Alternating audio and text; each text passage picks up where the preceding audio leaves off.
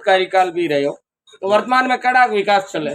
देखो वर्तमान में विकास रही तो छोड़ो, नरेगा रो पेमेंट नहीं आ रही हो, जो कि लेबर रो 4-4 महीना रो लेबर रो पेमेंट नहीं आ रही है, और बाकी जो कि सरपंचों रो जो कि लीगल किस्तें वे भी नहीं आ रही है। लोगों सरपंचों री आ कंडीशन है कि लोगों रा 50-50 1-1 करोड़ का बिल फीड है, लेकिन कोई एफटी नहीं हो रही है। नहीं, वो कारण एक्टिव नहीं होने का कारण कहीं है। अब वो सरकार है, केंद्र बजट डालती है, वो दूसरे मद में खर्च कर देते हैं, 4-6 महीना 12 महीना सरपंचों को परेशान करते हैं, फिर वो पैसे डालेंगे।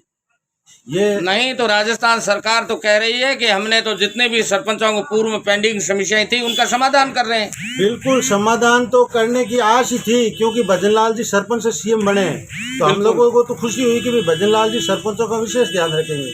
लेकिन आज के दिन सरपंचों का 1 रुपये का बजट नहीं आ रहा है, न कोई नई सेक्शन मिल रही है, न जिला परिषद से कोई नई सेक्शन जो भी है काम है, ग्रेवल सड़क है, नाली है, कोई नई सेक्शन नहीं मिल रही है।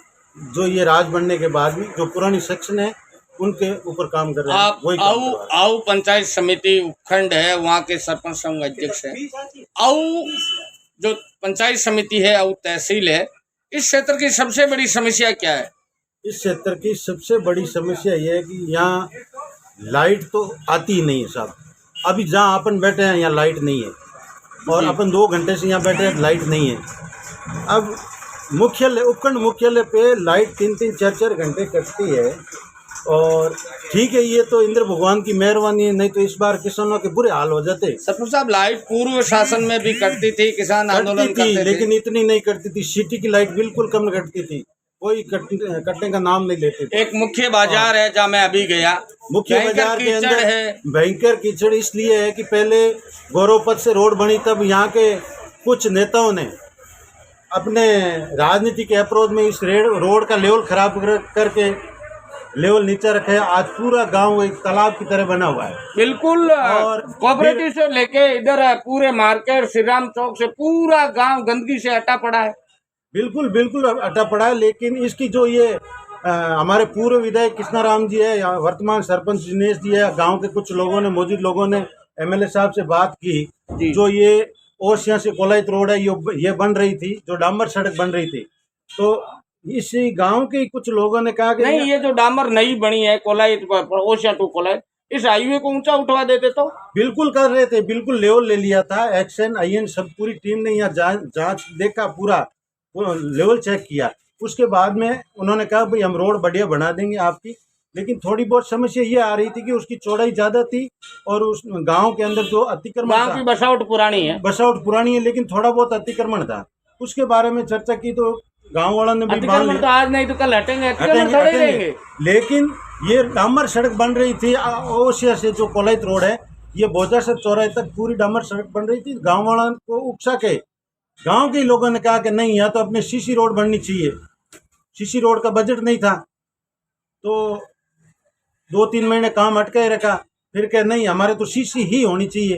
तो कृष्णाराम जी ने इस रोड की जो डीपीआर बनी हुई थी, ये रोड सेक्शन थी, एक्शन को बुला करके जो ये अभी बार जो ये सीसी रोड बनी है ना, इस रोड को अंदर से बनाने के लिए डीपीआर बनाई थी, और एक्शन साहब ने कहा बिल्कुल ये यहाँ हो जाएगा। तो एमएलए साहब ने बिल्कुल ये जो रोड है 33 के भी जीएसएस से आईएन ऑफिस से लेकर के ये जो सरदार जी की बिल्डिंग तक, ये पूरी रोड भोजासर चौराहे से श्री राम सर्किल होते हुए चाडी चौराहे आनी थी।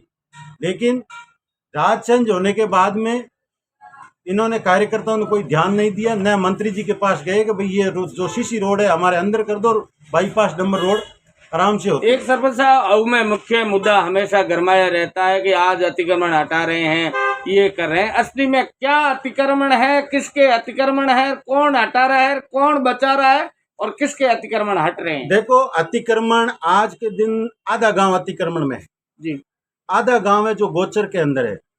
लेकिन कुछ लोग प्रभावशाली लोग हैं जो भूमाफिया हैं, वो जो बाहर जो गरीब है, जिसके पास कोई बैठने की जगह नहीं है, या गांव के अंदर 5 भाई और 2 भाई के मकान बनाए, वो बाहर जाकर के मकान बना रहे हैं। जब भी कार्रवाई हुई है उन गरीबों पे हुई है, उन गरीबों पे बुलडोजर चले हैं, उनके मकान तोड़े गए हैं। और इस बार भी जो कार्रवाई हुई, जो 20-20 सालों से 30-30 सालों से बैठे थे, एक हमारे यहाँ बैठे थे मोहन सिंह जी का परिवार है, जो यहाँ मैं 1998 से देख रहा हूँ उनको, उनका यही मकान था और उनका अंतिम संस्कार भी यही हुआ और उनका जो 12वीं की रस्म थी वो यही हुई। उनका भी मकान तोड़ा गया है। और आज के दिन जो ये गांव है, पूरी गोचर भूमि के अंदर जो आज अपन बात कर रहे हैं, जो तोड़ने वाले थे, जो शिकायत करता थे, उनको कोई मतलब नहीं है। शिकायत करो और उनसे आधी ज़मीन हड़पो। भाई शिकायत करेंगे, इनकी शिकायत करेंगे तो आधा कब्जा है, उसमें से 50 फीट का कब्जा है तो 20 फुट मेरे को दे देंगे। इसकी वजह से ये शिकायत कर रहे हैं, न कि भाई गोचर मुक्त करो या सरकारी जमीन छोड़ो। गोचर मुक्त के लिए तो राजस्थान सरकार बहुत बड़ा अभियान चला रहे हैं। बिल्कुल चला रही है। गोचर होंगे वो तो हटेंगे, नहीं हटना चाहिए, गोचर हटनी चाहिए। जो सरकारी जमीन है, मान लो 28 बीघा आरक्षित जमीन है, वो खाली होनी चाहिए। और अच्छा, गवर्नमेंट की आरक्षित जमीनों पे भी कब्जे हैं? बिल्कुल कब्जे है। और जो पुलिस थाने की जमीन है वो भी खाली होनी चाहिए, होना चाहिए। उसके अंदर भी जो भी, अब लोग कहते हैं कि भाई इसके ऊपर कब्जा है, और बाकी भी सरकारी कटान है। जो पूरे कटान बंद है, हमारे लटियाल कुआ से लेकर के यहाँ जाता है नौकड़ा की ओर, वो पूरा उस पर अतिक्रमण है। सारी जमीनों पे जो बड़े प्रभावशाली लोगों के अतिक्रमण है, और बाकी ये गरीबों को फालतू में प्रताड़ित कर रहे हैं। बाकी अगर तरीके से प्रशासन से मैं निवेदन करता हूँ, आप तरीके से इसकी पैमाइश कराएं, आबादी की पैमाइश करवाने के बाद अंदर से स्टार्ट करें जी। अंदर से गोचर भूमि में अगर कहीं अतिक्रमण अंदर से स्टार्ट करें तो बाहर आपको नौबत नहीं होगी हटाने के लिए, वो अपने आप उठा के चले जाएंगे, लेके चले जाएंगे। आपके कहने का औचित्य ये है कि जो गरीब है, हाँ, जो बेसहारा है, उनके अतिक्रमण हटाए जा रहे हैं। जो प्रभावशाली लोग हैं वो आज भी बच रहे हैं, और वो इसकी आड़ में अभी भी अतिक्रमण कर रहे हैं। अच्छा, वो गांव वालों के सामने तो ये कह रहे हैं कि भाई हाँ, हम अतिक्रमण हटा रहे हैं, हम आपके साथ हैं, और आज भी वो नए नए अतिक्रमण कर रहे हैं। तो राजस्थान में नए चुनाव हुए, राजस्थान से विधायक गजेंद्र सिंह जी खिंगसर लोहार से जीते और वर्तमान में मिनिस्टर ऑफ कैबिनेट है। बिल्कुल। क्या जितना मंत्री जी का फायदा मिलना चाहिए वो मिल रहा है? देखो, मंत्री जी के फायदे की तो हमें बहुत बड़ी आस थी। अगर लोहावट के लिए अगर चिकित्सा के क्षेत्र में काम बताएं आपको, तो इससे बेहतर भविष्य आने वाला नहीं है। हमारा जो मंत्री जी है वो चिकित्सा मंत्री है। आज आऊ के अंदर पूरी पोस्टें खाली, पहले एक डॉक्टर थे, वो उनका यूपीएससी में चयन हो गया। अभी जो नई लिस्ट आई थी उसमें 3 नाम आए थे ना, गायनी का, पीडियाट्रिक का। मेरी बात सुनो मंगीलाल जी, अभी तक उन्होंने ज्वाइन नहीं किए। डॉक्टर ने सिर्फ एक एलटी ने ज्वाइन किए, बाकी अभी तक कोई डॉक्टर ने ज्वाइन नहीं किए। एक डॉक्टर के सारे पूरा सीएससी चल रहा है। आज और 4 मुख्यालय है, इधर बीकानेर है, इधर फलोदी, इधर जोधपुर है।